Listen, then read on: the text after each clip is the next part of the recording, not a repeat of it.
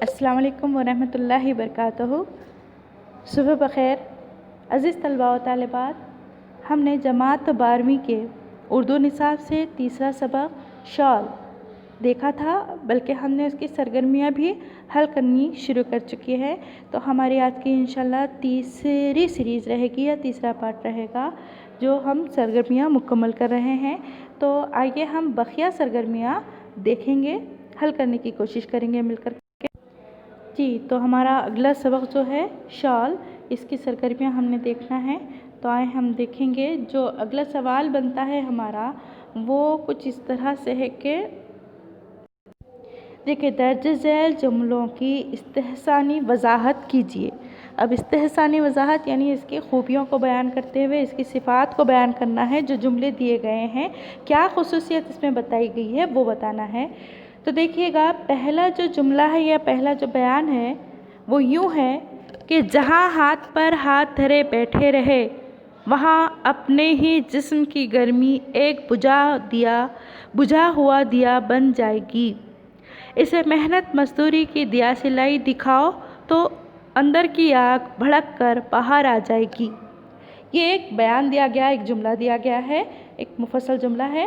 तो आए हम इस जुमले की वजाहत करते हैं। तो मैं आपको बस इशारे देती जाऊंगी, आप इसको अपने जुमलों में अपने अल्फाज में लिखना है।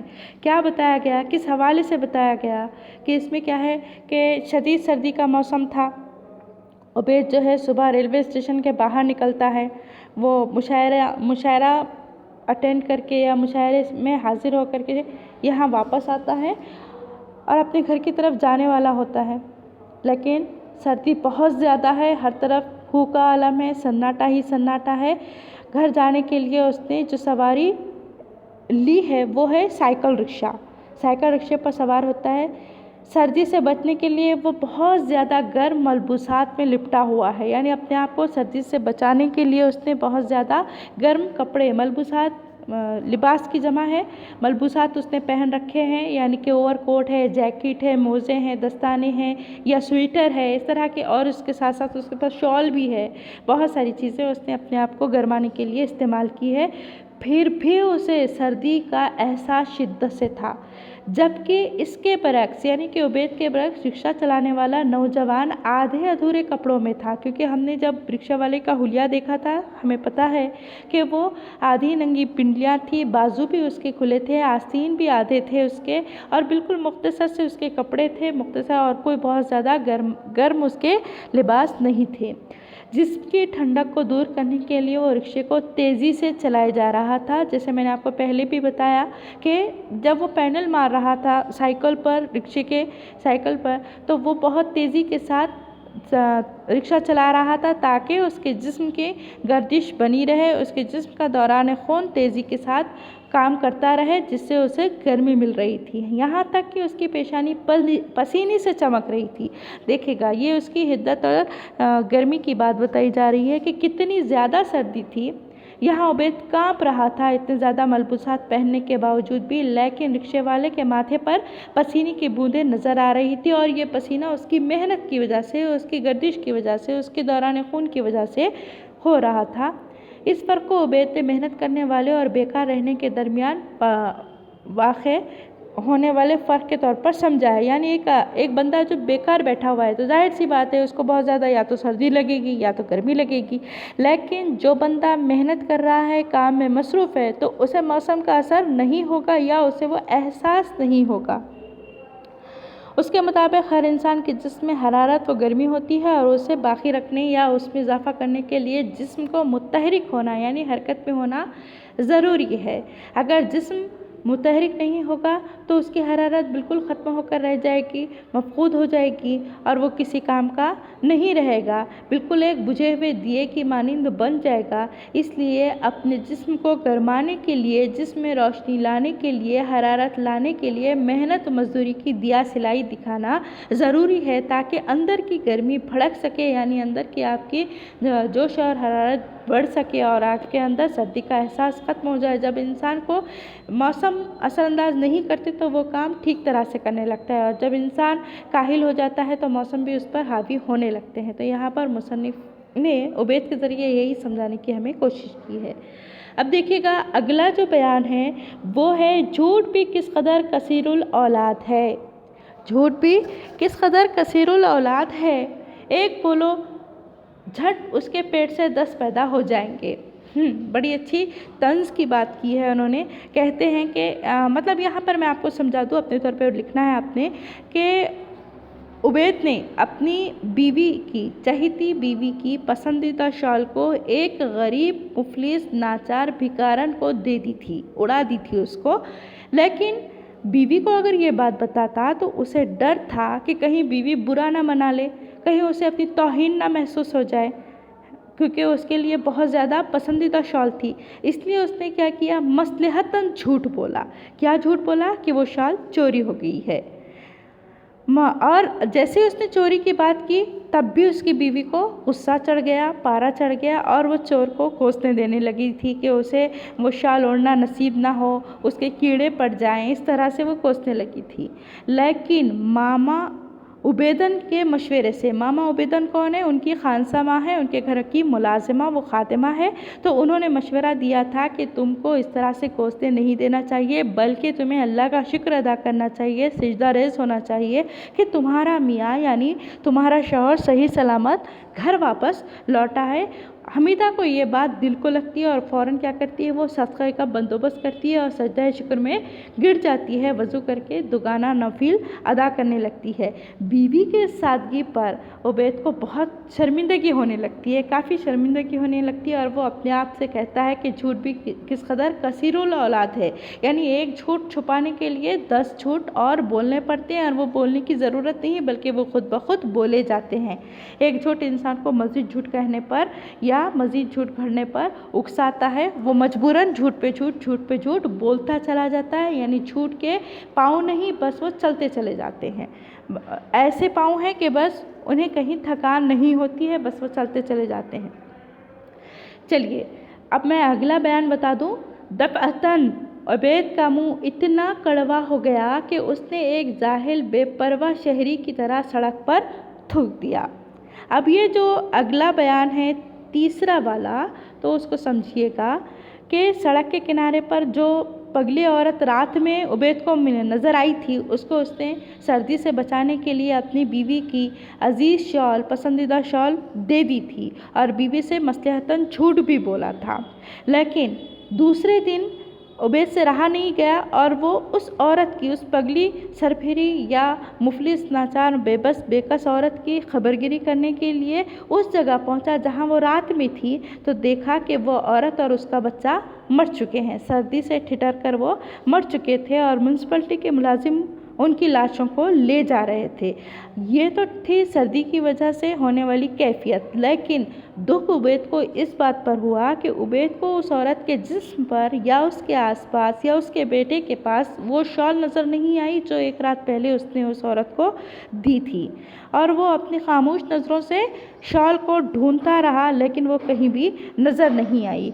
उसके मुताबिक ये दुनिया कैसी थी, इंतहाई बदमाश, मक्कार और फरेबी, खुदगर्ज, बेरहम दुनिया थी जिसने मजबूर वो लाचार औरत के जिस्म से शाल भी खींच ली थी और उसे फिर से ठंडी में या सर्दी में मरने के लिए छोड़ दिया था। पता नहीं किसने उसके जिस्म से शॉल चुरा ली थी, उड़ा ली थी, पता नहीं, लेकिन वो शॉल होने के बावजूद, इसकी नज़र में तो शॉल उसके पास थी, लेकिन देखा तो शॉल हकीकत में उस औरत के पास थी नहीं। उबैद को बहुत बुरा लगा कि ये कैसी खुदगर्ज दुनिया है, चालाक और अय्यार दुनिया है कि इस बेकस के पास उस शॉल को भी रहने नहीं दिया। और इस बात के ख्याल को जैसे ही उसने अपने जहन में जगह दी और ये बात जैसे ही उसके जहन में आई, उसका मूड इतना ख़राब हो गया कि उसे ऐसा लगने लगा जैसे कि उसके हलक में शेरों जहर उंडेल दिया गया है और वो दुनिया पर थूकने लगा। और उसने थूकने में ज़रा भी देर नहीं की, बल्कि खड़े खड़े वहीं पर अमलन इसका इजहार भी कर दिया कि दुनिया पर थूकना चाहिए, यानी हक़ीर समझने लगा दुनिया को। उबैद की सुजलत को अफसरा निकार ने उसके जाहिल और बेपरवाह शहरी की हरकत से तशबीह दी है दरअसल, क्योंकि इस तरह का समझदार और पढ़ा लिखा इंसान ऐसी नाज़ेबा हरकत तो नहीं करेगा कि रास्ते पे कहीं भी खड़े खड़े थूक रहे हैं। बहुत ज़्यादा गंदगी कर रहे हैं। ऐसी हरकत तो एक अच्छा सुलझा हुआ बंदा नहीं कर सकता। हाँ, ऐसी हरकत करने के लिए मुसन्निफ़ ने या अफसाना निगार ने जाहिल और बेपरवाह इंसानों के लिए या शहरियों के लिए कहा है, वो ऐसी हरकत कर सकते हैं कि वो जाहिल होने की वजह से बेपरवाही से रास्तों पर गंदगी फैला सकते हैं। उबैद से उन्हें ऐसी उम्मीद नहीं थी, लेकिन उबैद के जहन में जो ख्यालात आ रहे थे वो इससे भी ज़्यादा हरकत करने पर उसे मजबूर कर सकते थे। यहाँ पर यह बात आपके समझ आ गई होगी। तो चलिए अब हम अगला सवाल देखते हैं या अगली सरगर्मी देखते हैं। और अगली सरगर्मी क्या है देखेंगे। आए हम इधर आगे बढ़ते हैं। झैल में दिए हुए मौज़ूआत पर ज़ाती राय तहरीर कीजिए। झैल में जो मौज़ूआत है इस पर आपकी अपनी राय देना है, जिनमें से देखिएगा यहाँ पर पहला है उबैद के ट्रेन से उतरने के बाद मौसम की कैफियत। उबैद जब ट्रेन से उतरा तो उसके बाद मौसम की क्या कैफियत हुई थी, यह आपने बताना है। तो आप बता सकते हो अपने तौर पर। इसमें आप बता सकते हैं कि बड़े बड़े रेलवे स्टेशन ट्रेनों की आमद रफ्त की कसरत की बिना पर हम वक्त मसरूफ़ रहते हैं। मुसाफिरों का आना जाना लगा रहता है। मुलाजिम और दीगर जो मुतअल्लिक़ा अफराद होते हैं वो अपनी सरगर्मियों में चहल पहल में मसरूफ़ होते हैं। स्टेशन की रौनक बनी रहती है। दिन रात स्टेशन पर एक हंगामा बरपा होता है, एक चहल पहल होती रहती है। लेकिन मौसम के शदीद सर्द होने की वजह से यहाँ का जो नज़ारा था वो बिल्कुल ही मुतासिर होकर रह गया था, इस हंगामे को मुतासिर कर दिया था। और शदीद सर्दी या बारिश की रातों में जब कभी हमारा गुज़र स्टेशन से होता है तो हम देखते हैं कि वहाँ खौफनाक सन्नाटा है, पुरस्रार खामोशी गालिब होती है। तजुर्बाकार अफराद पर इन हालात का कोई असर नहीं होता, क्योंकि उन्हें मालूम होता है कि ये सिर्फ मौसम की वजह से हालात हैं या ऐसा सन्नाटा है। लेकिन जो नए लोग होते हैं या जो कभी कभी सफ़र करते हैं या फिर ऐसे लोग जिनका सामना ऐसे मौसम से कभी कभी होता है, तो वो लोग बहुत ज़्यादा घबरा जाते हैं। प्लेटफार्म पर तो कुछ सरगर्मियाँ जारी नज़र आती है, लेकिन स्टेशन के बाहर की सूरत हाल इंतहाई खौफज़दा होती है, डरावनी होती है, बहुत ज़्यादा हैबतनाक होती है। सुबह तड़के या कुछ और वक्त बाद कैफियत में थोड़ी कमी आ जाती है, यानी जैसे जैसे रोशनी होने लगती है, सुबह का वक्त होने लगता है, ज़िंदगी में रौनक आ जाने लगती है या हरकत आने लगती है। और इस तरह से रात की तारीकी या रात का सन्नाटा धीरे धीरे छटने लगता है और स्टेशन का हंगामा भी बर्पा होने लगता है। अफसाना शाल में उबैद के ट्रेन से उतरने के बाद मौसम की कैफियत और स्टेशन के पुरसुकून होने के बयान से ये बातें हमारे समझ में आती है, ये हम लिख सकते हैं, ये सारी तस्दीक हो सकती है इसकी। अगला जो बयान है वो है रिक्शे वाले को देखकर उबैद के जहन में आने वाले ख्यालात कौन कौन से थे वो आपने बताने हैं आपके अपने अल्फाज में। तो हम बता सकते हैं कि रिक्शे वाले के हुलिया और उसकी सरगर्मियों को देखने के बाद उबैद गौर व फिक्र की वादियों में पहुंच गया। उबैद के जहन में क्या ख्यालात आए हैं या आप अपने तौर पे बताइएगा। और उसने क्या किया, अपना खुद का मवज़ना उससे करने लगा। रिक्शे वाला जवान मामूली से लिबास पहने हुए था, लेकिन उसके चेहरे पर पसीने के नन्हे नन्हे खतरात झलक रहे थे। क्यों कि इसकी वजह आपको पता है कि उसने रिक्शे को तेज़ी से चलाना शुरू किया था, जिसकी वजह से उसके दौरान खून जो है तेज़ी से गर्दिश कर रहा था। और यही वजह थी कि उसके जिस्म की हरकत तेज़ हो रही थी और जिस्म में हरारत पैदा हो चुकी थी। लेकिन इसके बरक्स हम देखते हैं कि उबैद गर्म मलबूसात में रिक्शे में बैठा हुआ था और वो बेकार बैठा हुआ था, खाली बैठा हुआ था, जिसकी वजह से सर्दी की शिद्दत का एहसास उसे ज़्यादा होने लगा था। उबैद ने मवाजना करते हुए खुद में और रिक्शे वाले में मवाजना करते हुए ये नतीजा निकाला कि जिस्म को हमेशा हरकत और तवानाई की ज़रूरत होती है, हरारत की ज़रूरत होती है, और जिस्म जितनी हरकत करेगा उसी कदर वो तवानाई और हरकत में इजाफ़ा करता रहेगा या होता रहेगा। खारिजी अवामिल जैसे कि मलबूसात का इस्तेमाल करना है, गर्म कोट का इस्तेमाल करना है, दस्ताने या मौज़ों का इस्तेमाल करना है, ये सब सर्दी को महफूज कर सकते हैं, ये सर्दी से महफूज रहा जा सकता है। लेकिन जिस्म की अंदरूनी हरकत हो या मशक्क़त हो या ख़ुद अपने तौर पर जिस्म हरकत करने लगे तो उसे सर्दी से बचने का एक बेहतरीन ज़रिया मिल सकता है। वो मशक्क़त के ज़रिए अपने आप में हरारत पैदा कर सकता है, जो कि जिस्म को गर्मी देने के लिए काफ़ी है। इसके बाद हम देखते हैं अगला बयान, फुटपाथ पर पड़ी हुई पगली का हुलिया। इसको आपको बयान करना है। हमने देखा था फुटपाथ पर पड़ी हुई जो पगली थी बस एक छोटी सी धोती में लिपटे हुए थी, उसका एक कोना एक कोना पेट पर पड़ा हुआ था यानी धोती का, और इसी क्षेत्र में से एक बच्चे का सर भी दिखाई दे रहा था। जैसे तैसे उसने अपने बच्चे को लपेट रखा था और पगली के बाल बिल्कुल अटे हुए थे, मिट्टी में, धूल और गर्द में लपटे हुए थे और बहुत ज़्यादा सर्दी की वजह से, इंतहाई शदीद सख्त सर्दी की वजह से वो ठिठुरी हुई थी और सुबह से ही सर्दी बहुत ज़्यादा थी उस दिन।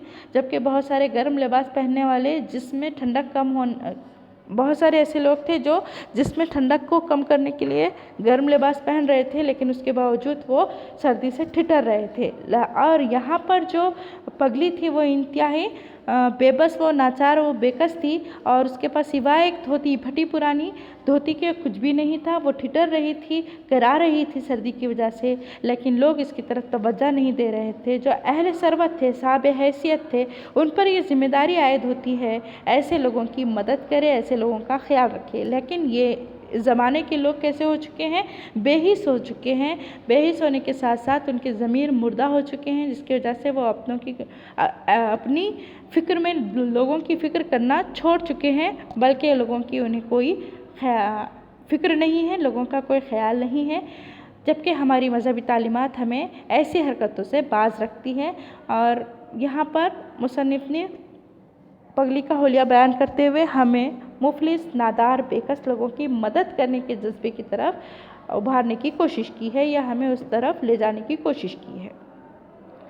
आगे है मामा ईदुन के मशवरे के बाद हमीदा में आने वाली तब्दीली। ये भी आप अच्छी तरह से समझ सकते हैं कि मामा ईदुन ने जैसे ही उसे समझाया कि तुम चोर को गोश्त देने के बजाय या इस तरह से बुरा भला कहने के बजाय सदका शुक्र अदा करो या सजदा शुक्र अदा करो, सदका दो कि तुम्हारे मियाँ की जान बच गई है, वो खैर आफियत से घर पहुँचे हैं, तो उसके अंदर फ़ौरन तब्दीली आ जाती है और फ़ौरन वो हुक्म देती है या अपने खादिमा से कहती है कि जाओ जा कर के थोड़ा सा तुम क्या करो, जाकर के तेल ले आओ और साथ ही तुम पैसे वगैरह भी खैरात करो। तेल है, आटा, चावल, दाल वगैरह जो चीज़ें भी उसके पास होती हैं वो सारी चीज़ें वो खैरात करने के लिए कहती है। साथ में कुछ पैसे वगैरह भी सदका करने के बंदोबस्त करती है, सदका करने का, और वज़ू करके नमाज़ पढ़ने बैठ जाती है। और उसके दिल में फ़ौरन ये ख्याल भी आ जाता है मामा ईदुन की वजह से कि अल्लाह ने मेरे मियाँ को ज़िंदगी दी है, मेरे मियाँ को बख्शा है, वरना चोर तो मेरे मियाँ को भी नुकसान पहुँचा सकते थे। आगे है शाल ना ओढ़ने पर उबैदा का हमीदा को टोकना, शाल ना ओढ़ने पर उबैद का हमीदा को टोकना। यहाँ पर देखिए हमीदा की ख्वाहिश के मुताबिक उबैद ने क्या किया था, एक लाजवाब, खूबसूरत और बेहतरीन शाल श्रीनगर से लेके आया था, जो कि जश्न बहारा के मौसम में मुशायरे में शिरकत करने जाने के बाद उसने वो शाल हासिल की थी या उसने वो शाल ख़रीदी थी। उबैद ये सोचकर खुश हो रहा था कि बीवी शाल देखकर बहुत ज़्यादा खुश हो जाएगी, वो ओढ़ेगी, इठलाएगी, मुस्कुराएगी, शर्माएगी। लेकिन यहाँ पर वो इठलाई, मुस्कुराई, शर्माई, सब कुछ तो किया, लेकिन शाल को ओढ़ने के बजाय अलमारी में महफूज करके रख दिया, शीशे की अलमारी में सलीके से रख दिया था और शाल बाहर नहीं निकाली थी। तो वो टोकने लगा, उबैद टोकने लगा कि तुम इसको बाहर निकालो और उसे ओढ़ो। उबैद ने हमीदा को एक दो बार टोका भी कि शाल ओढ़ने की चीज़ है, प्रस्तुति की चीज़ नहीं, यानी कि उससे पूजा नहीं करना है बल्कि ओढ़कर इस्तेमाल करना है। अभी गर्मियां हैं इसलिए इतना ही करो कि इसे अलमारी से निकाल कर एक दो बार धूप दिखा दो, वरना पड़े पड़े क्या हो जाएगी, उसमें दीमक लग जाएगी। ऊनी ही शाल है, कीड़ा वीड़ा न लग जाए। लेकिन वो उबैद की बात को ये कह के टाल जाती है, कीड़ों की मजाल क्या जो इस जानिब रुख करें। तो इससे ये पता चलता है कि वो शाल की पूरी तरह से हिफाजत तो कर रही थी, लेकिन उसे ओढ़ कर इस्तेमाल करके ख़राब करना नहीं चाहती थी। अब देखिएगा आगे हम देखते हैं, हम एक और आपको बात बता दें कि आमतौर पर ख़वातीन में, लड़कियों में ये फितरत होती है कि अपने पसंदीदा सामान को, अपने बर्तनों को वो बहुत संभाल कर एहतियात से रखती है। चाहे मेहमान ही घर में क्यों ना आ जाए, बर्तनों को बहुत हिफाजत के साथ रखती है। बिल्कुल मेहमान देखकर, बस शोकेस में देखकर, हाँ क्या सलीक़े से बर्तन जमे हुए देखकर खुश हो जाएंगे, लेकिन ये जो खातून खाना होते हैं वो बर्तनों को ख़ास तौर पर कांच के या क्रॉकरी के जो बर्तन वगैरह होते हैं उनको बहुत एहतियात से सलीक़े से रखेंगी। उनको ये खौफ होगा कि हम इस्तेमाल करेंगे कहीं टूट फूट ना जाए, कहीं बेजोड़ ना हो जाए, इसलिए वो संभाल के रखेंगी और घर में जो रोज़मर्रा के बर्तन होते हैं उसी से वो काम चला लेती है। ये फितरत होती है। तो यहाँ पर हमीदा की भी फितरत कुछ ऐसी ही नज़र आती है।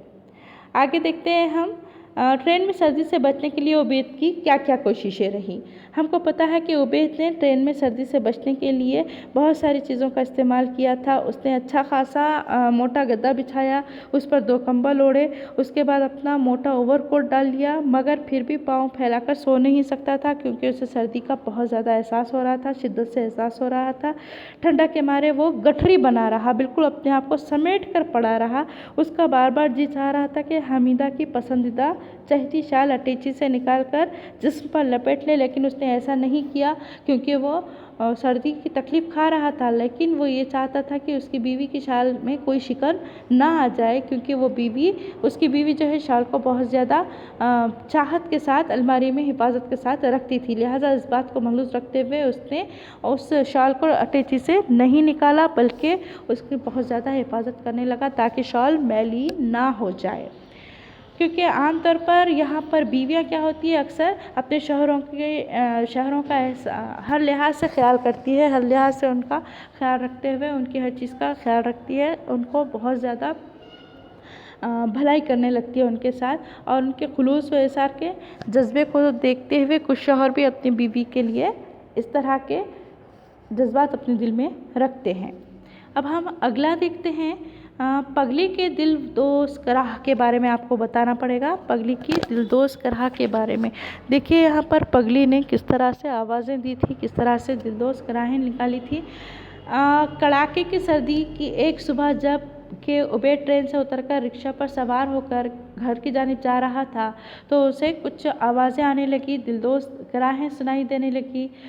फुटपाथ पर पड़ी एक औरत मुख्तसर से कपड़ों में बलबूस अपने बच्चे को सीने से लगाए मदद के लिए पुकार रही थी। वो सर्दी की शिद्दत की वजह से बेचैन हो चुकी थी। वो अपने साथ अपने बच्चे को भी सर्दी से महफूज करना चाहती थी, लेकिन राह चलते जो लोग थे वो बिल्कुल बेहिस बेमुरब्बत किस्म के थे। उनके ज़मीर मुर्दा हो चुके थे, जिसकी वजह से कोई उसकी आवाज़ पर कान नहीं धर रहा था। लिहाजा यहाँ सर्दी से बचने के लिए कोई भी राहगीर उसकी तरफ तवज्जो नहीं देता था। गाड़ियों के शीशे चढ़ाए हुए वो लोग सनसन से आते और फर्राटे से निकल जाते थे। अफसाना शाल में जिस ज़माने वो अहद का जिक्र है, पता नहीं इसमें गरीबों और लाचारों की मदद की क्या सबीलें थी, क्या रास्ते थे, पता नहीं है। हाँ, लेकिन फिर ज़माना सर्दियों के मौसम में अमीर रईस अफराद और समाजी तंजीमें झोपड़ियों और सड़कों के गरीब मकीनों का ख्याल करते हैं। आज हम देखते हैं ये चीज़ को कि बहुत सारे ऐसे लोग हैं जो ज़िंदा दिल हैं, जो अभी भी लोगों के लिए हमदर्दी के जज्बात रखते हैं, शाल स्वेटर वगैरह तकसीम करते हैं, कंबल वगैरह तकसीम करते हैं। कोई खामोशी से ये कार्य खैर करता है तो कोई तस्वीर कुशी करके लोगों में भी ये जज्बा पैदा करने की कोशिश करता है। तो इस तरह से यहाँ पर हम देखते हैं आज के ज़माने में, लेकिन पिछले ज़माने में इस तरह के भी कुछ लोग पाए गए हैं जो बेहिस बेमुरवत और मुर्दा ज़मीर के मालिक हुआ करते थे। इसीलिए पगली की दिलदोज़ कराह भी इन लोगों को सुनाई नहीं देती थी। अगला बयान है, शाल पगली को दे देने के बाद अगले रोज़ का वाक़या क्या हुआ। हमने देखा था कि सड़क के किनारे पर पड़ी हुई जो पगली थी, जिसको अज़राए हमदर्दी उबैद ने अपनी शाल दे दी थी, जो उसकी बीवी की चहती शाल थी, और मसलहतन घर में झूठ कहा था कि चोर ने वो शाल चुरा ली है, लेकिन उसके दिल में एक बेकरारी थी, एक कसब थी। लिहाजा उसने दूसरे दिन जाकर के देखा कि जिसको उसने शाल दी थी वो शाल है भी कि नहीं, लेकिन जाकर देखने के बाद पता चला कि वो शाल तो है ही नहीं, बल्कि वो पगली और उसका बच्चा मुर्दा हालत में पाए गए और म्यूनसिपलिटी के लोग उन्हें अपने गाड़ियों में लाद कर ले जा रहे हैं। दूर दूर तक शाल कहीं नज़र नहीं आई, तो उससे अंदाज़ा हुआ कि किसी ने शाल उसके जिस्म से खींच ली थी और उसे फिर सर्दी में मरने के लिए ठिठुरने के लिए छोड़ दिया था। मतलब यहाँ पर इंसान के बेमुरवत और बेरहम होने के बारे में कहा जा सकता है, लेकिन यकीन के साथ नहीं कहा जा सकता। चंद लोग इन खराबियों में मुब्तला होते हैं, लेकिन दुनिया के तमाम लोग बदनाम हो जाते हैं। अक्सर शाहराहों और दीगर रास्तों पर होने वाले जो हादसात होते हैं उनके में कुछ लोग मदद करने के लिए दौड़ते भी हैं और कुछ लोग हादसे के सबब बन जाते हैं, और कुछ लोग चोरी करवाने वाले भी होते हैं, लेकिन अक्सर लोग इसमें मदद करने वाले भी होते हैं, जिसकी वजह से यहाँ पर हम सही तरह से यकीन के साथ कह नहीं सकते कि कौन सही कौन गलत है, या हम किसी को भी ज़िम्मेदार नहीं बता सकते, पूरी तरह से ज़िम्मेदार नहीं बता सकते। आए हम देखते हैं उबैद के लिए हमीदा की अतः मोहब्बत। अतः के माने होते हैं बहुत ज़्यादा गहरी, अटूट।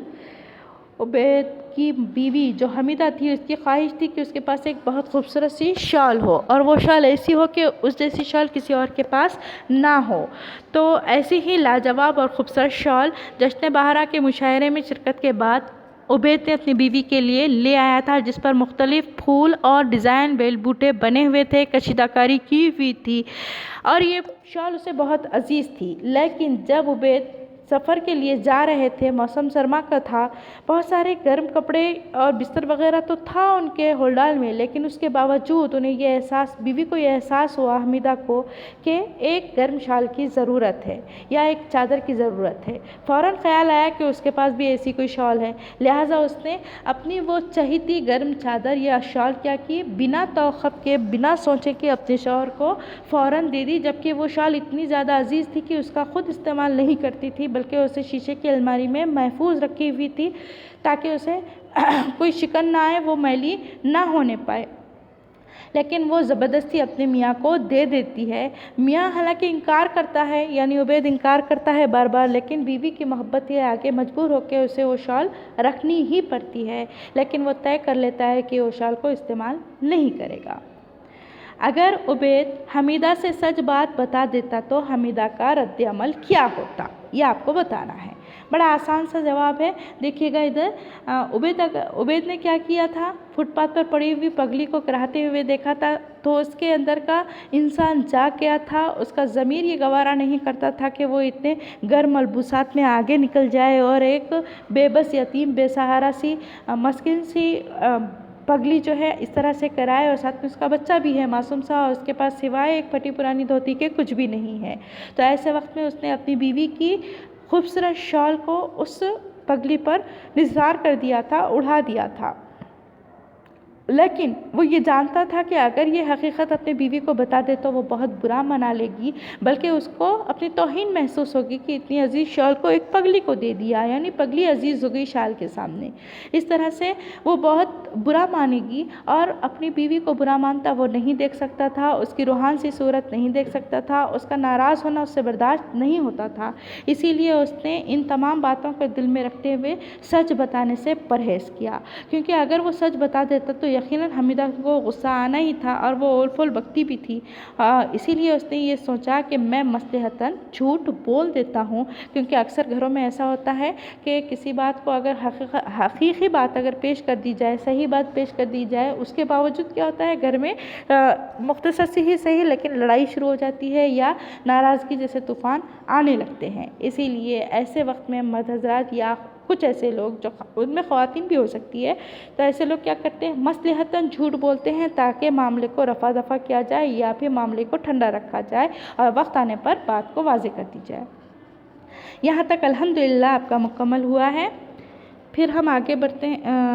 का जो हिस्सा है वो है सबक में हिदायत के मुताबिक क़वाइदी सरगर्मियाँ हैं, जिसमें से देखिएगा मुहावरे तलाश करके लिखना है, या आप खुद लिखेंगे, मफ़हूम लिखना है और उनको जुमलों में इस्तेमाल करना है। जैसे कि जी चाहना है, धूप दिखाना है, बुरा लगना है, पास फटकने ना देना है। इस तरह के और भी कई मुहावरे हैं, जैसे बाढ़ रखना है, आरी होना, जान खपाना, खून पसीना एक होना, या चार पैसे आ जाना, पेचो ताप खाना, बात बनाना, पानी पानी हो जाना, जैसे मुहावरे हैं इस सबक में। तो आप इनके मफ़हूम को वाज़े करते हुए जुमले बनाना है। और सबक से रिक्शे वाले के मकामी ज़बान के फ़िक्रे अलग कीजिए और उन्हें म्यारी उर्दू में, म्यारी ज़बान में, अपने ज़बान में, उर्दू ज़बान में, सलीस उर्दू में या सलीस ज़बान में आपको लिखना है। भोजपुरी अंदाज में जो उसने कहा था ना, उसको आपको क्या करना है, अच्छे उर्दू में लिखना है। ठीक है, ये आपको खुद करना है। जैसे कि उसमें बताया गया था कि यहीं है शहर में गोंडा ज़िला, महरिया है, नैन लड़ी हैं तो मनवा में खटक हुई बेकरी। इस तरह के जो अल्फाज थे उस तरह की बातें आपने लिखना है। पहले तो वो भोजपुरी अल्फाज में, उसके बाद आपको वापस से अपने उर्दू में लिखना है। इस तरह इंशाल्लाह आपका ये सबक यहाँ पर मुकम्मल होता है अल्हम्दुलिल्लाह। फिर इंशाल्लाह किसी और सबक के साथ, किसी और लेक्चर के साथ, किसी और सरगर्मी के साथ दोबारा हम मिलते हैं। तब तक के लिए अल्लाह हाफ़िज़।